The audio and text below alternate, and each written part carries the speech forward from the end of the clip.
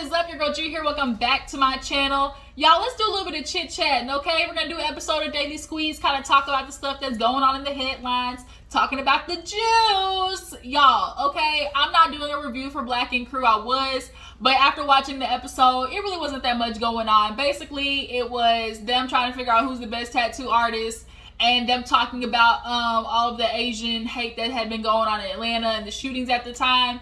But there was nothing necessarily to really just get into. So I was like, you know what? Let's come and talk about the stuff, the mess, the juice, get into all the topics and whatnot, and kind of get my little 2 cents, and we'll just kind of have a little discussion down in the comments, all right?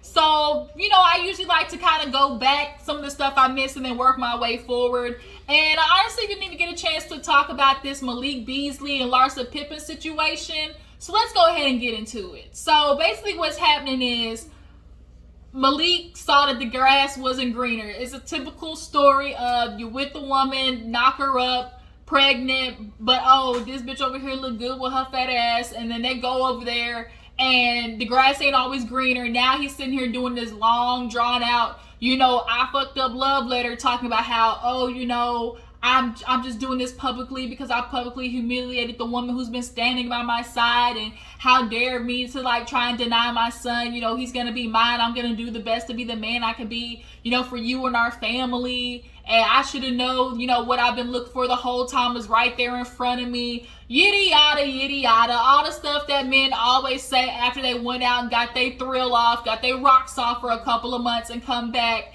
And just like, you know, most women do, the apologies like, oh my God, he's been admitted to what he did. I'm just so appreciative. That's what she said down her reply, basically talking about, oh, I'm proud that he was able to, you know, acknowledge his mistakes, and I just want to do the best, you know, so to have a father in my son's life.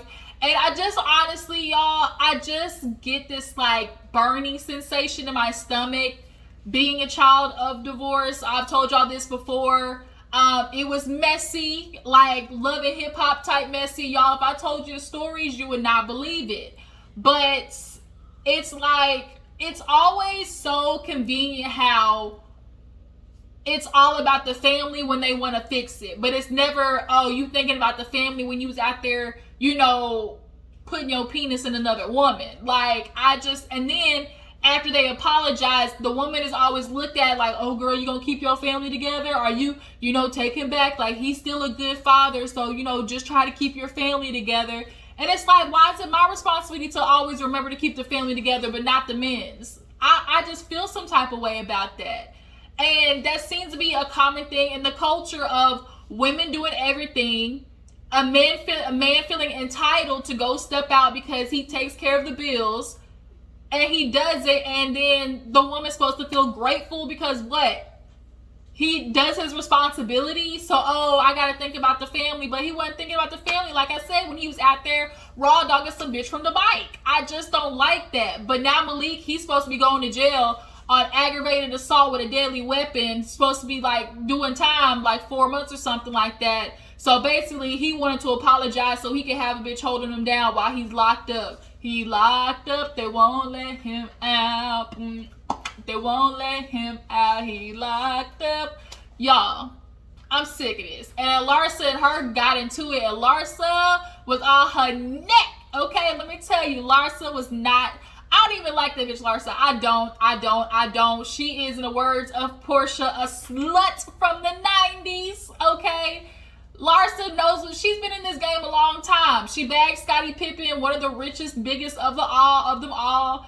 And ever since then, I think she's just trying to find her place in the industry. Honestly, she feels like, dang, I'm not that hot bitch no more. I'm no longer friends with Kim Kardashian, so that's kind of not, like, she can't use that anymore.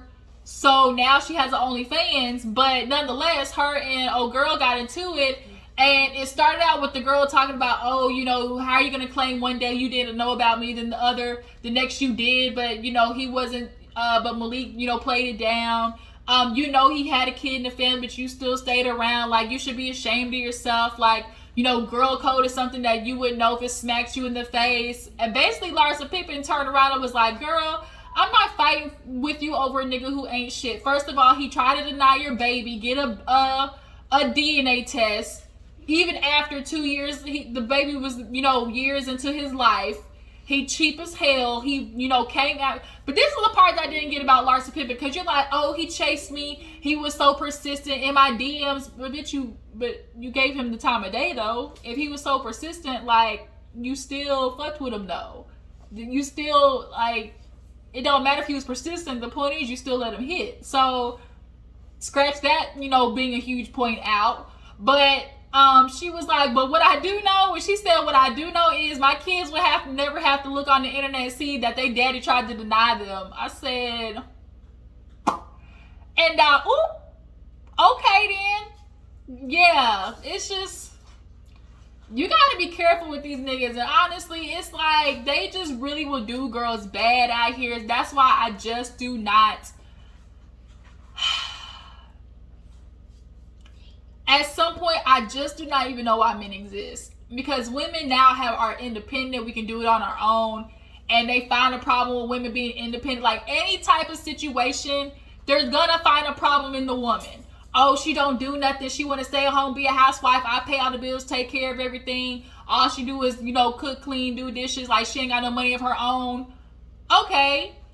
And then on the other end, when a woman is independent, got all her money on her own, oh, she too strong. She want to be a man. She masculine. Can't no man try to come in the picture, just, you know, try to help her because she want to be in control of everything. Like, they find a problem either way. And the shit's exhausting, okay? So, I just had to talk about that because I didn't really get a chance to put my little 2 cents on there. But y'all drop down in the comments, what do you guys think about Larsa Pippen's clapback? Do you guys think Malik Beasley is just trying to apologize because he going to jail and getting locked up? And do you guys think that, oh, girl's gonna take him back? Is she gonna take him back, or is she gonna do the co-parenting thing? And here's another situation too. I don't understand the logic of, oh, you know, I just want to work things out so my child can have his father in his life. Why do you need to be together for the child to have the father in his life? He's gonna be his dad regardless if you're together or not. And I kind of feel like just saying that alone immediately kind of is a subconscious representation of, you know, the minute I divorce or leave this man, he's not going to be a present father in my child's life.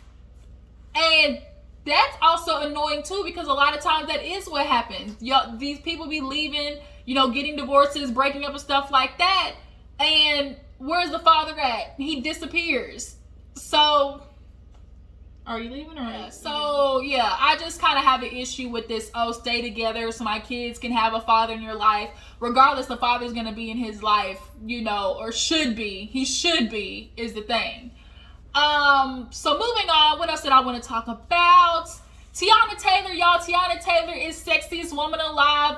The first black woman on Maxim as the sexiest woman alive. Y'all, Teyana Taylor is a bad bitch, okay? Teyana Taylor is that bitch. She the HBIC. She has the perfect balance between masculine and feminine. Drop that baby with a 6-pack. Her babies are so adorable. I feel like her and Rihanna kind of fall on that same edge factor scale of just really knowing how to get that, you know, that je ne sais quoi. You know, they just have that it thing. And Teyana Taylor just a beast, y'all. And it was so good to see her on the cover of Maxim because she definitely deserved it. Shout out to Teyana Taylor. You know, black woman on the rise, okay? Speaking of another black woman, though, who ain't on the rise, is on her elevator ride down to hell. Akbar V, y'all. If y'all don't remember, Akbar V decided to call Alexis Sky's baby the R word, you know, and she basically blamed Alexis Sky for why her child was, you know, with the situations that she had, with her, you know, issues. She said that Alexis Sky, she was like, girl, you know why your baby's like that? Because you was out there, had coke in your system. You was doing drugs while you was pregnant. That's why your baby over here, you know. And so it was kind of like, dang, Akbar, like, that's not it. That's not it. You've been doing so good. You know, she got a bag and fixed her teeth, you know, got a bag and lost some weight. Like, she got the body out, you know, snatched now.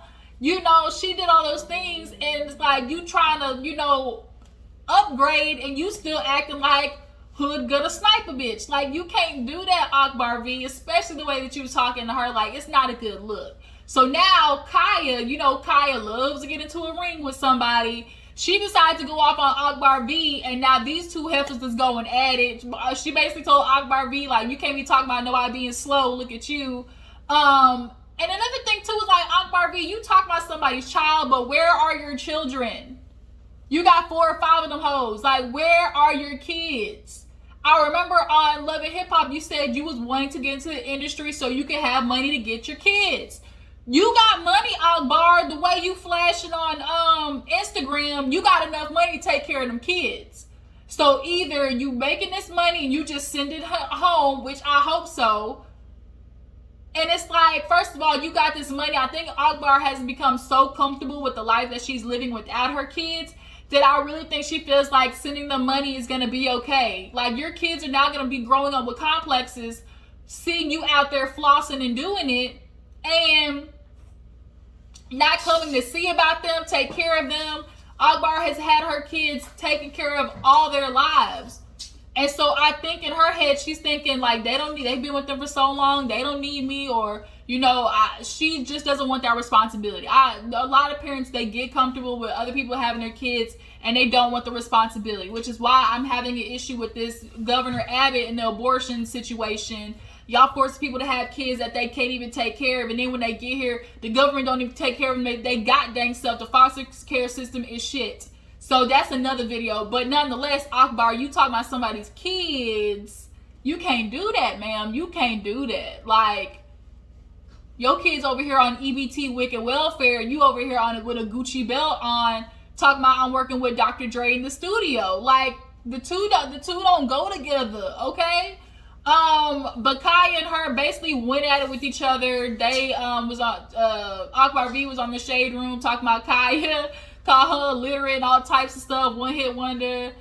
I really wish Khia would get back to music. I really do. I think she has some potential, but I think she kind of lost herself in this whole like Khia court situation. And I really want her to go out there and do better. Both her, Akbar, and Khia. That's what I want. So another battle. Let's talk about verses, y'all, because Bow Wow and Soulja Boy are now getting ready to do a verses, and it's basically the battle of the first. You know, Soulja Boy said he the first to do it, was the first ever, you know, rapper on YouTube, which I'll give him that. We all know he took YouTube over with, you know, Soulja Boy, Tell Him. And then honestly, he kind of fell off for a little bit. It was making no music, no nothing, but then, you know, he kind of popped back out the scene with She Make It Clap, and basically Soulja Boy's like, I had to remind y'all, like, nigga, I've been doing it first. Now, Soulja Boy actually has a lot of behind-the-scenes investments. I think he wrote a song for Beyonce on her album. So, like, Soulja Boy got a little bit of stuff, but now he's starting to, and what started out as fun, he's now kind of taking it a little personal, because I guess, you know, Bow Wow, how he has, like, the shave with the braids or whatever. So Soulja Boy got it done now. And he was like, oh, you trying to come for me, Bow Wow? Nigga, you worth only $1 million. I'm worth $30 million. I'm worth $30 million. I live in a mansion. You live in an apartment. I got, you know, tennis courts and basketball courts in my front yard. Nigga, you don't even have a front yard. Like, it was going ham. And I was like, ooh, this went from fun to, oh shit, it's getting lethal. Like, Soulja Boy, I think, like, what? I really wish, like, they could have kept it at, you know, oh, I did it first, like, all these little jokes like that. But I think Soulja Boy purposely wanted to make a beef with Bow Wow. Bow Wow, I think, was taking everything lighthearted, but I think Soulja Boy, he just likes beefing with people. It definitely was unnecessary, all the extra stuff he was doing. But here's the question, what y'all think? Who gonna win? Soulja Boy or Bow Wow? Like, they both are, you know, something else. They're characters, but musically, you know, they both have their little hits and whatnot. But I think Bow Wow got more hits. I feel like Bow Wow had, now I don't know, because sometimes in verses they kind of go, oh, a song that you wrote, a song that you're featured in, or a song that you produced, like, all that's considered. So I don't know if this is just going to be songs that they were in and featured in, or songs that they wrote, produced for other people, stuff like that. I'm not sure which one it is. But who do y'all think is going to take the versus crown between Bow Wow and Soulja Boy? Do you think there's going to be a fight, though, when they all get together? Yeah. Soulja Boy, Tell Him. Yeah, drop down in the comments, tell me who you think going to win the versus, okay? Who the first to have a mansion with a something GameCube? He was just going off. GameCube, gnome in his house, all types of shit. It was just like, Soulja Boy, okay, we get it. She make it clap, brought you back, okay, understandable, whatever. So last two topics I want to talk about is what was the other one I wanted to talk about? Akbar v. Tiana Taylor, Soulja Boy, Malik Beasley. There was something else I was getting ready to talk about.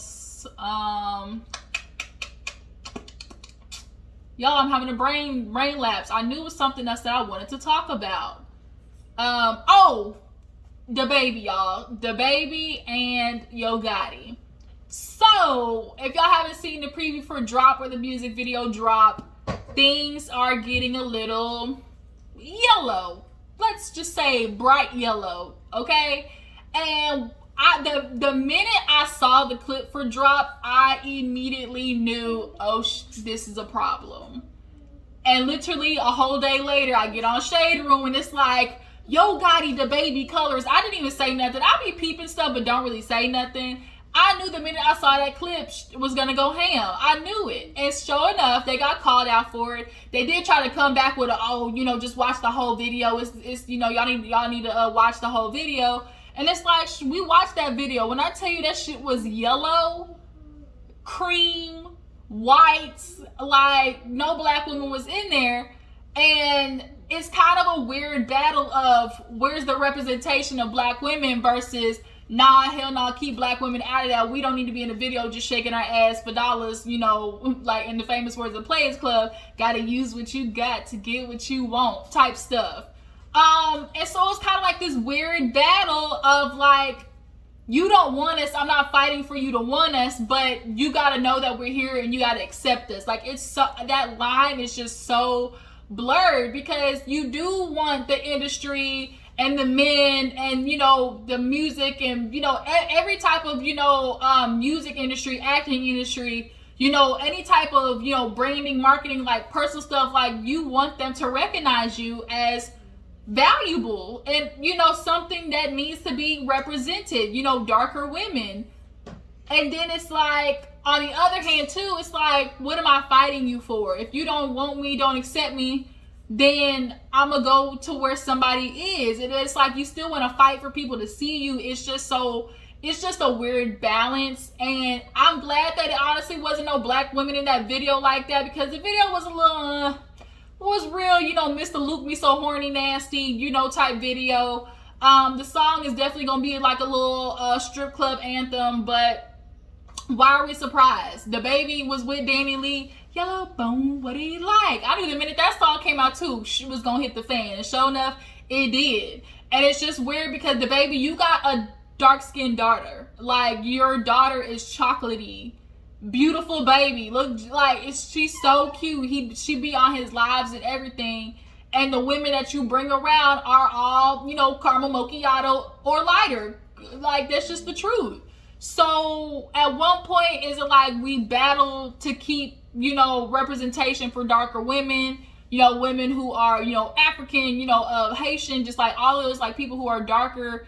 And when does that representation come in, and when do we like stop fighting to be a part of an industry that clearly disrespects us, clearly doesn't value us? Like, y'all throw in the comments if y'all understand what I'm trying to say, because it's almost like the gist of I view like if this was like a relationship per se, like if I'm in a relationship with a dude, he treats me like shit, don't want me, he tells me I'm ugly, he doesn't value me, what would you tell somebody?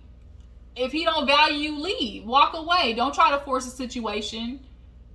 But then on the other hand, like when you put that, that principle in situations like this, it's like, walk away. Like, what we trying to get these men to value us for, to see us for? Like, if they don't appreciate us, fuck it. But then on the other hand, it's like, but no, wait a minute. Like, if you want to have women in your video, have all types of women. Like, y'all get what I'm trying to say?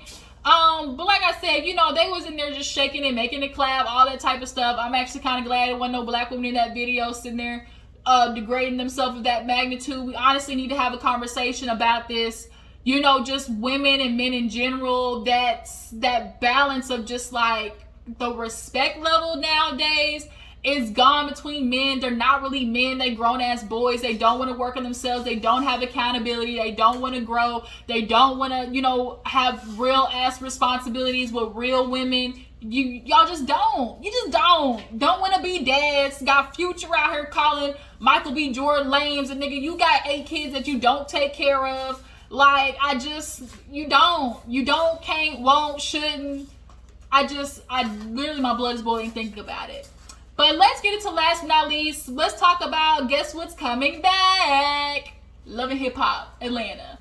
I'm actually going to be somewhat excited for this season because Love and Hip Hop actually got some hip hop. You know, Love and Hip Hop has always had this weird balance of like people who are in the game but not really. They're really just Instagram bitches who are like, I love music, I want to be a rapper type stuff. You know, like Alexis Sky. Remember she tried to be a rapper that one time? Like, it was so bad. Black China, you know, she want to be a rapper. Like, you know, stuff like that. It's like there never was really, in the Love and Hip Hop department, never really was like hip hop, you know? But now in this season, we have Rennie Rucci, Amaretta, and Young Baby Tate, who are, you know, girls who are on the scene. Really in music already. Like, you know, there's some songs that people know, you know, from them. They on the radio. I like that song Can't Be by Rennie Rucci. She's with a rapper artist. His name is Fujiano. Y'all, Fujiano going to the Fed prison though. He going to the Fed prison for like 5 years, I heard. But I'm excited for this season because there's actually some hip hop. But I'm just unexcited because now we got Erica Mena and Yandy now in Atlanta. First of all, did Mendici get approval to move down to Atlanta? Because you know their relationship is already struggling. But would y'all watch this season? Drop it in the comments, let me know. Are y'all gonna watch this season of Love and Hip Hop Atlanta? We saw Rashida on the front. We need to see how Rashida and Kirk's relationship is going, because honestly, I would have been broke up with Kirk. Then cheated on me already, had a baby on me, like all that, and you taking him back, Rashida? Oh hell to the no, I ain't doing it. Speaking of hell to the no, I just remembered this. Lastly, Erica Mena and Safaree, y'all. So, you know they're getting a divorce, right? You know, they are, you know, fighting in the courts. We knew that shit wasn't gonna last. We knew it wasn't gonna last. Here's the thing. Y'all keep getting married. Y'all don't have a marriage. Y'all keep getting married. There's a difference between I want to get married and I want to have a marriage, okay? A marriage is where both people are equally yoked, satisfied, and getting what they need out of the relationship. But the problem is y'all want to be married to say, I got a husband, I got a wife, I got this whole situation, but the shit ain't working for neither one of y'all. Like, ugh. But they two are for the games. Those two are for the publicity of it all, especially Safaree. And Erica Mena, like, her life is built off of, you know, Instagram and stuff like that. So when they came on IG talking about, oh, Safaree's like, oh, I'm single. Oh, I'm getting married was the worst decision of my life. I should have never did it. And then y'all come out and announce like you got a baby 2 months later. Not even 2 months later, maybe like 2 weeks later. Everybody's like, the fuck? I was just yelling at each other. What you mean you got a baby? We supposed to be happy for you? Now you bringing a baby into an unhappy home. Like, nobody wants to deal with that. The baby, you already have collateral damage of y'all fuck shit. Like, no.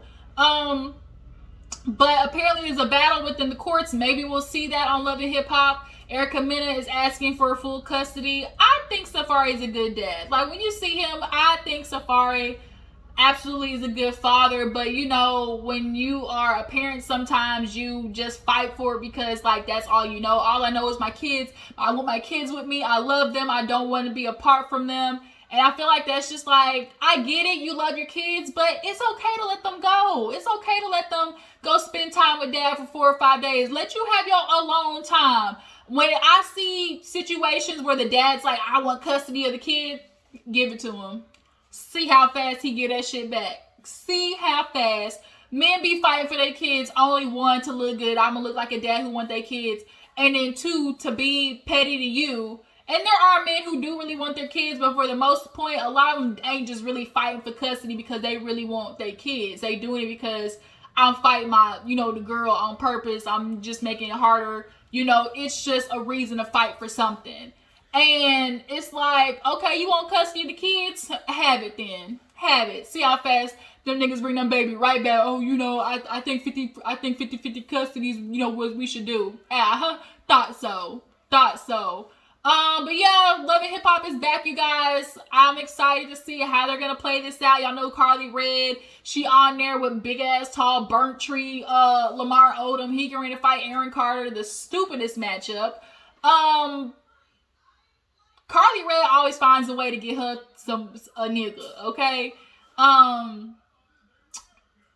Yeah, Mendices with Yandy, Erica Mena, Rashida with Kirk. I'm excited to see how this is gonna roll out, play out, and I think it's coming out in a couple of weeks, so we'll keep up with it.